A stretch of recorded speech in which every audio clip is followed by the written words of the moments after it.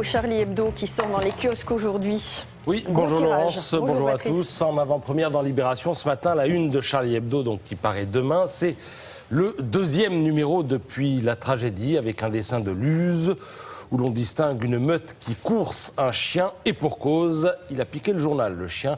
Journal que tout le monde s'arrache, c'est donc reparti, mais cette fois-ci, devrait y en avoir pour tout le monde.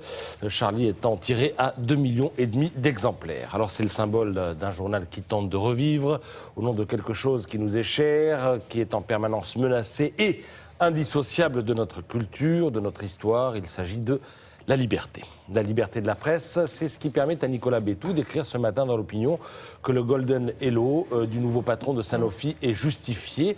On objectera que les sommes proposées sont indécentes, écrit l'éditorialiste, mais comment se mesure l'indécence? Sans doute commence-t-elle là où s'arrête la décence, mais passons. Golden Hello, c'est le cadeau de bienvenue pour le cadeau de bienvenue un dirigeant. pour le patron de Sanofi qui sera de l'ordre de 2 millions, plus 2 millions s'il est toujours là dans un an.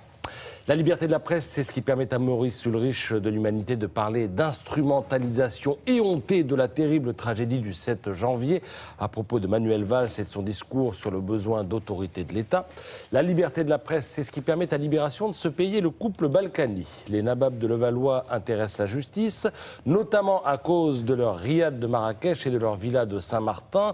Il est question de blanchiment de fraude fiscale, vu que ce genre de maison coûte encore plus cher qu'un studio à Levallois.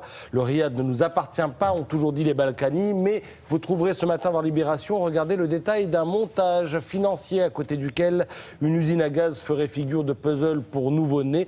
On y comprend comment, en toute opacité, le couple Balkany a la main sur le riad de Marrakech. Au besoin, et en cas de doute, il y a toujours les écoutes téléphoniques. « Viens à Marrakech », dit Isabelle Balkany à une copine. « C'est trop mignon », lui répond la copine. « Tu as la chambre d'en bas, tu me dis quand tu arrives et il n'y a pas de souci. Ok chérie, mais ça commence à devenir un peu honteux. Honteux de quoi? Arrête de venir chez toi. » Mais Isabelle Balkany l'a toujours dit devant les juges, ce riad ne nous appartient pas.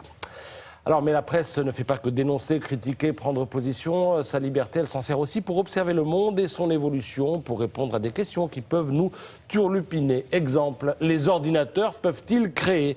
Un algorithme est-il capable d'imaginer une œuvre d'art, un meuble ou un tour de magie? Cela fait 60 ans que les experts de l'intelligence artificielle s'écharpent sur la question et la réponse semble être positive. Voici 3 exemples. À gauche, une chaise la plus légère possible tout en étant stable. C'est un logiciel qu'il a inventé. Au centre, une salade de choux et d'oignons croustillants. Elle a été conçue par un ordi à partir d'une base de 9000 recettes. Et c'est bon, ça se mange. À droite, un morceau de musique dans le style des maîtres du classique, Mozart, Beethoven, etc. Il paraît que tout ça tient la route. Vous pourrez lire ça dans les Échos ce matin. Dans le genre découverte, lisez aussi le papier du Parisien sur la manière dont la nature inspire l'homme. On appelle ça le biomimétisme. Alors la conception des combinaisons de natation, par exemple, eh bien... il faut savoir qu'elle imite les propriétés de la peau des squales.